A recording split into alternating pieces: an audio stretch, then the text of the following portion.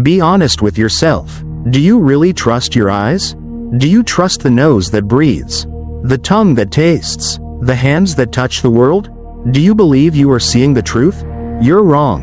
Everything you see and feel is, in fact, a spectacular con orchestrated by the brain, a meticulously staged illusion in which you are both the lead actor and the most thoroughly deceived victim. We like to think we live in a civilized, clean, orderly world, but we don't. We live in a world of labeled prejudices. The cleanliness you worship and the filth you recoil from do not truly exist. They are nothing more than mirages painted by your own fear and greed. If you have the courage to strip reality of its skin, you will face a truth so naked it's unsettling. Humanity is the greatest practitioner of double standards in the universe. Let's start at the dining table, the stage of our most basic survival ritual. Look at a piece of dough, at intestines, at a steaming platter of pork offal. In physical terms, what is it? It is the sewer system of a biological body. It is the place that once held, transported, and expelled the foulest waste nature produces. Under the microscope of memory, it is a trash bin. And yet, what miracle has occurred? With a bit of salt rubbed in, a few slices of ginger, and most importantly the pressure of hunger, your mind instantly bleaches its past. You no longer see an intestine that once held feces. You see a delicacy. You lift it to your mouth, chew eagerly, and praise its flavor. Now flip the script. Take the finest porcelain bowl you own. Use it once to hold the waste that intestine used to carry. Then wash it, boil it, scrub it with the strongest detergents, sterilize it with ultraviolet light.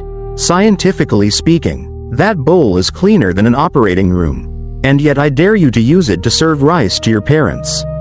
Or even to take a bite yourself. You won't. Why? The bowl is clean, but your mind is not. In your head, that bowl has been sentenced to death forever.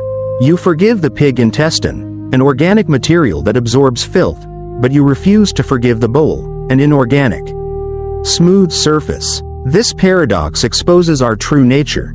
We don't eat with our mouths, we eat with our imagination. Cleanliness does not reside in objects, it resides in our capacity to forget. We forget the past of the intestine because we want to eat it. We remember the past of the bowl because we fear it. The hypocrisy escalates when we step into society. Look at public swimming pools on a scorching summer day, a massive body of water dissolving armpit sweat, dead skin cells, saliva, and the discreet urine of hundreds, even thousands, of strangers. It is, quite literally, a human soup. And what do? You pay to jump in. You dive, you submerge, you let that water flow into your ears, your nose, even your mouth, without nausea. You call it relaxation. But imagine this. You go home. A stranger washes their feet in a small basin, and a few drops splash onto your face. You would be furious. You would feel insulted, contaminated. Why is a single drop of one person's foot washing water more horrifying than thousands of liters of communal bathwater? This is the trap of herd psychology. When filth is diluted and multiplied across the crowd, our brains switch to acceptance mode. We feel safe in collective dirt. But when faced with an individual, the ego rises, erects defenses, and screams about hygiene. We are not afraid of bacteria, we are afraid of personal intrusion. We accept dissolving into the community's grime but recoil from a single person's stain. Is that not emotional hypocrisy? The contradiction reaches its peak at the boundary between love and disgust. Look at how you treat bodily fluids. At a cafe, if a cup isn't perfectly clean, if there's a faint lipstick mark from a previous customer, you frown. Call the staff over, or wipe it repeatedly with visible revulsion. You fear contamination. You fear uncleanliness. Yet at night, in the intoxication of intimacy, you willingly drink saliva, exchange breath, explore skin with tongue and lips. Where did the bacteria go? Where did the risk of disease go? They're still there, but your emotions have relabeled them as sweet. So it turns out that in the human dictionary, clean belongs to those we love, and dirty belongs to those we don't care about. Scientific truth is utterly defeated by emotional bias. We disinfect the world with affection. When we love, even a landfill can bloom. When we hate, a golden palace becomes a fetid prison. This leads us to a painful conclusion Buddhism pointed out long ago.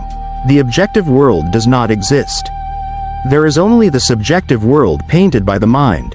We are living in a long dream, where clean and dirty, fragrant and foul are merely chess pieces moved by the puppeteer called desire and attachment. And the story doesn't end there. This play grows even more brutal when it touches death and money. We, who proudly call ourselves civilized, are exposed for what we truly are, creatures both cowardly and endlessly greedy. Now look at how human beings confront death, the greatest and most terrifying truth of all. If I told you that a magnificent house once witnessed a hanging, that it was soaked in blood from a brutal murder, what would you do? Your survival instinct would scream for you to run. You would fear the coldness, fear wandering spirits, fear bad luck clinging to your fate. The value of that house would instantly plunge into the abyss. No one would dare live there. No matter how many layers of gold leaf or fresh paint were applied, nothing could cover the invisible terror embedded in the collective mind. But now look at the opposite extreme, where human madness reaches its peak: burial antiques. Jade bracelets, ceramic jars, rusted swords. Where do they come from? Not from a supermarket. They are dug out of deep, cold graves, pried from the hands of corpses that have rotted for hundreds or thousands of years. They lay among bones, soaked in death, bearing witness to the most horrific decay of the human body. By all logic, these should be the dirtiest objects imaginable, the most saturated with ominous energy, things people should flee from at all costs. But no, once they are labeled antiquities and priced at millions of dollars, even demons must step aside for greed. People fight over them, bid with bloodshot eyes to bring grave goods into their homes. They place them in glass cabinets, under the brightest lights in the living room. At that moment, fear of death vanishes without a trace. Why? Because greed has defeated fear. Money has disinfected death itself. This is the most damning proof that humans do not truly respect spirituality or fear the divine. No matter what they claim, they fear only poverty. A corpse clutching a jar of gold becomes a god of wealth.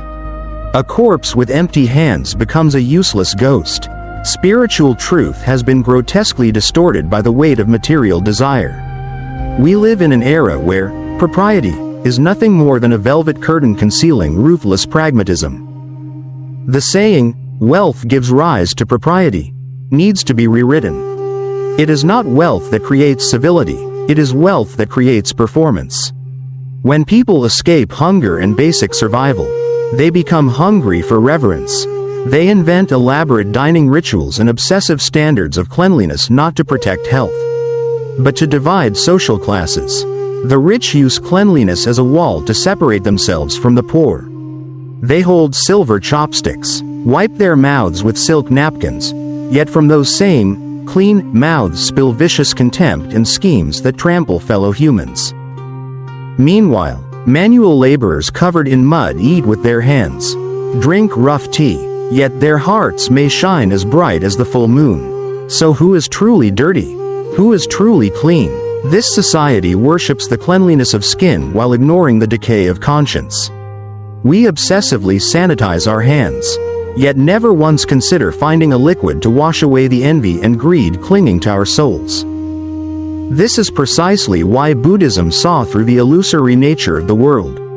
There is no fixed truth. Truth itself is deceptive, because it changes with the mind of the observer.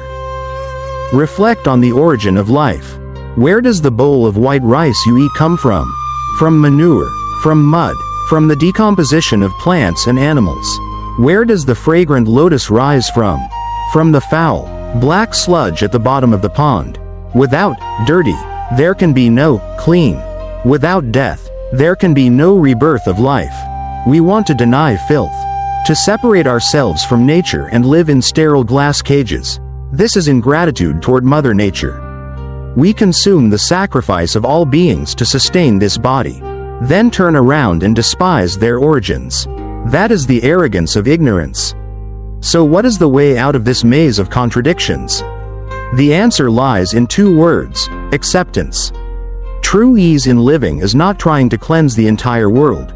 You will never succeed. Bacteria exist everywhere, and so do mental bacteria, things that irritate and offend us. Real ease comes from understanding and seeing through appearances. Learning to look at a chipped bowl without seeing it as dirty, only as a conditionally arisen object. Learning to look at someone who once made mistakes without seeing them as evil, only as a soul learning the lesson of being human. Learning to see wealth and poverty as temporary roles on the stage of life. When you understand that water that is too pure has no fish, and a person who judges too much has no friends, you begin to lay down the 1,000-pound burden of judgment. You dare to immerse yourself in the murky currents of life while remaining inwardly serene. You realize that sometimes, choosing not to see is not blindness, it is the height of wisdom. You learn to reason with yourself until clarity arises, recognizing that all suffering is self-inflicted by the mind. Free yourself. Do not let society's labels of clean and dirty, noble and lowly, right and wrong imprison you for another second. Do not live for the gaze of others. Do not live for hollow rituals of propriety. Live with the raw, naked honesty of your heart. And finally, remember this: when dust returns to dust, a golden bowl and an earthen bowl shatter the same way. A priceless body and a beggar's body both dissolve into nothingness. The only thing that remains, the only thing that is real, is the moments when you truly lived, truly loved, and truly forgave this deeply flawed world. There is no absolute cleanliness. There is only absolute peace, when we learn to smile and step beyond the artificial boundaries of this world. Thank you for walking with me to the very end of this stream of thought, for peeling back the rough layers of reality and finding a glimmer of awakening. I hope that tomorrow, when you wake up, you will look at life with different eyes, eyes of compassion and freedom. Goodbye, and see you again.